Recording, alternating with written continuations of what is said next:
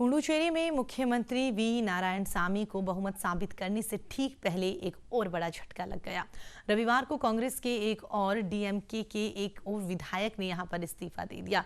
इसके बाद में कांग्रेस डीएमके की गठबंधन वाली सरकार के लिए बहुमत साबित करना मुश्किल सा दिख रहा है।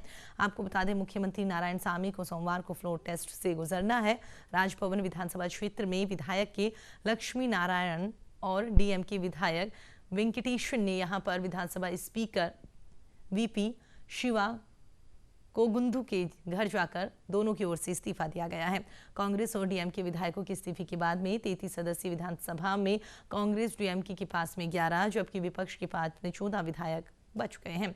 दरअसल किरण बेदी को पद से हटाए जाने के बाद से तेलंगाना की राज्यपाल तमिलसाई सुंदरराजन को पुडुचेरी का अतिरिक्त प्रभार यहां पर दिया गया था। उन्होंने गुरुवार को मुख्यमंत्री नारायणसामी को 22 फरवरी को फ्लोर टेस्ट कर बहुमत साबित करने का निर्देश दिया था।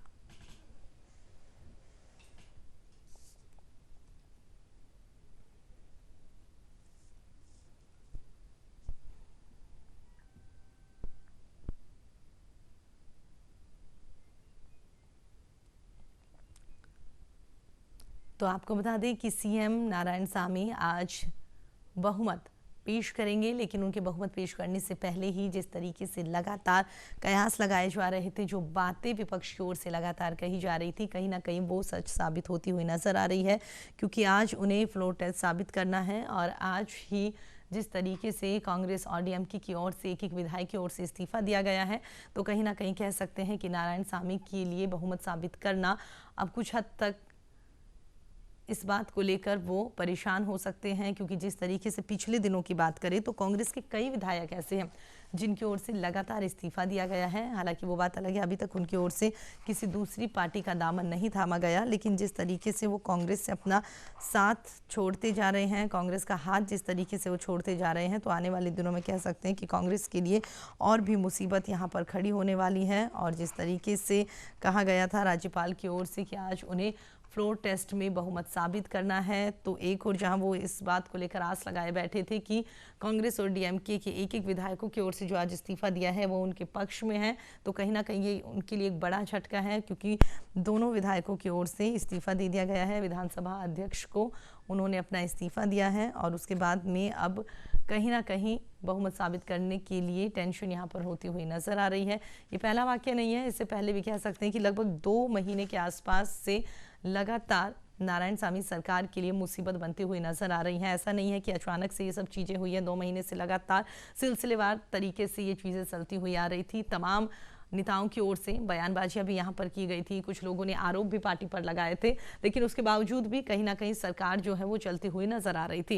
लेकिन जिस तरीके से पिछले 2-3 हफ्ते में कह सकते हैं जो हालात बदले हैं, उसके बाद से लगातार नारायणसामी सरकार जो है वो कमजोर होती हुई नजर आ रही है।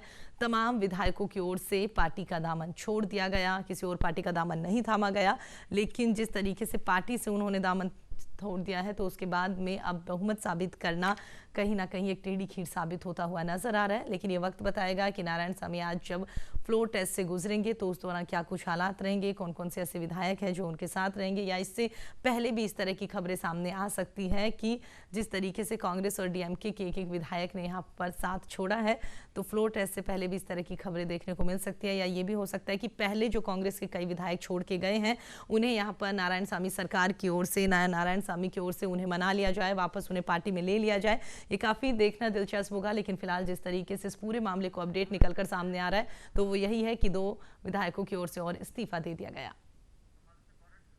खबर पर अधिक जानकारी के लिए मेरे सहयोगी गौरव शर्मा हमारे साथ जुड़ गए हैं। जी गौरव, सबसे पहले तो दर्शकों को ये बताइए क्या कुछ ये मामला है, नारायणसामी सरकार जो है वो कैसे संकट से गुजर रही है, कहां से इसकी शुरुआत हुई? मैं प्रीति बताना चाहूंगा कि पुडुचेरी सरकार के जो विधायक हैं उन्होंने लगातार इस्तीफे दिए हैं और इस्तीफे दिए जाने के बाद सरकार अल्पमत में, लगभग अल्पमत के करीब आ गई है। कुल 27 जो है विधायक हैं वहां पर और 3 भाजपा के मनोनीत सदस्य हैं। इस तरीके से कुल 30 विधायकों को लेकर विधानसभा है। और इसके बाद कुछ दिनों पूर्व ही अभी हमने देखा कि पुडुचेरी की जो राज्यपाल थी किरण बेदी, उनको हटा दिया गया और उसके बाद से ही ये चीजें चलने लगी हैं।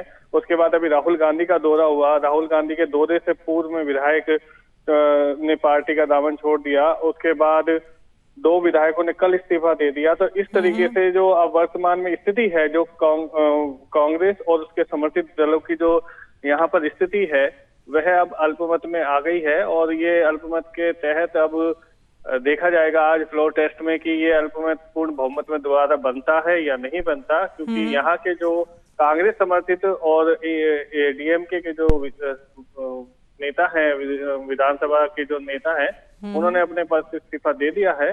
और अब कुल मिलाकर यहाँ पर 12 से 13 विधायकों की स्थिति रह गई है, और जबकि बहुमत के लिए इन्हें कम से कम 18 विधायक चाहिए। जी तो क्या लगता है गौरव, क्या कुछ परिस्थितियां आने वाले दिनों में बन सकती है? जिस तरीके से आपने बताया कि साफ साफ यहाँ पर नजर आ रहा है कि नारायणसामी सरकार जो है वो अल्पमत में है, लेकिन क्या लगता है गौरव कि पहले जिन लोगों की ओर से इस्तीफा दिया गया है वो वापस आ सकते हैं, उन्हें यहाँ पर नारायणसामी की ओर से मनाया जा सकता है? क्या कुछ स्थितियां लग रही है वहां पर? मैं प्रीति बताना चाहूंगा, नारायणसामी जो है उनसे निरंतर वहाँ के जो उनके जो जुड़े हुए नेता हैं वो बहुत ज्यादा नाराज थे। और जो के लक्ष्मी नारायण थे, जो 4 बार से वहां पर विधायक रह चुके हैं, वो बहुत नाराज थे, क्योंकि वो मंत्री पद चाहते थे और उन्हें मंत्री पद मिला नहीं।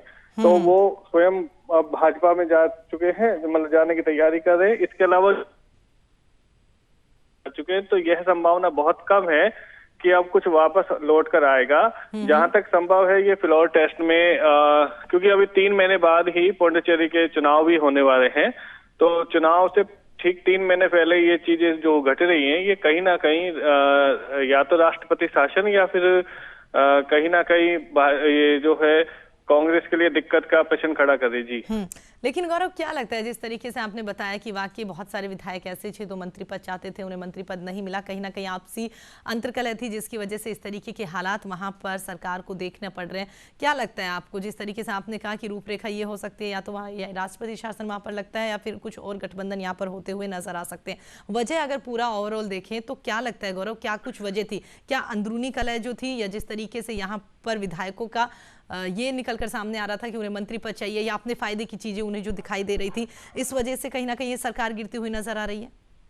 जी प्रीति, मैं बताना चाहूंगा कि यहाँ जो सबसे बड़ा की रोल प्ले करा है वो भाजपा के द्वारा किया गया है। भाजपा ने पहले सुनियोजित तरीके से किरण बेदी को हटाया था, क्योंकि किरण बेदी को लेकर वहां पर स्थानीय लोगों में और वहां की जनता में और नेताओं में बहुत ज्यादा विरोध पैदा हो गया था। और कांग्रेस और सहित विरोधी दल ये बार बार आरोप लगाते आए कि हम जो भी योजना परियोजना पेश करते हैं, तो किरण बेदी उपराज्यपाल जो वहां की थी वो उसमें बाधा उत्पन्न कर रही थी। तो पहले भाजपा ने लोगों का विश्वास जीतने के लिए उनको हटाया गया। उसके बाद जो तमिलनाडु से आती हैं टी सुंदरराजन, उनको उन्होंने राज्यपाल का पद दिया। तमिलनाडु की राजनीति और पुडुचेरी की राजनीति दोनों बहुत एक दूसरे से मेलजोल खाती है, तो अब वो वहां पर जो है की रोल अदा करेंगे। और जो राज्यपाल है, वर्तमान उपराज्यपाल है, वो अब यहाँ पर ये स्थितियां बनाने की कोशिश में है कि कहीं ना कहीं भाजपा को वहां पर लाभ मिल जाए। जी चलिए गौरव, आप इस पूरी खबर पर नजर रखिएगा। तमाम जानकारी देने के लिए आपका बहुत बहुत धन्यवाद। तो आपको बता दें, मेरे सहयोगी गौरव हमारे साथ जुड़े हुए थे। जैसा कि उन्होंने बताया, नारायणसामी सरकार के लिए कहीं ना कहीं मुसीबत जो है वो खड़ी होती हुई नजर आ रही है। अल्पमत में नारायणसामी सरकार नजर आ रही है। फ्लोर टेस्ट करने के लिए कहा गया है, तो देखने वाली बात होगी आज जो फ्लोर टेस्ट से वो गुजरेंगे तो इस दौरान क्या कुछ वहां पर परिस्थितियां और हालात देखने को मिलेंगे। लेकिन जिस तरीके से हालात देखने को मिल रहे हैं उससे साफ है कि आज सरकार जो है वो अल्पमत में आ चुकी है।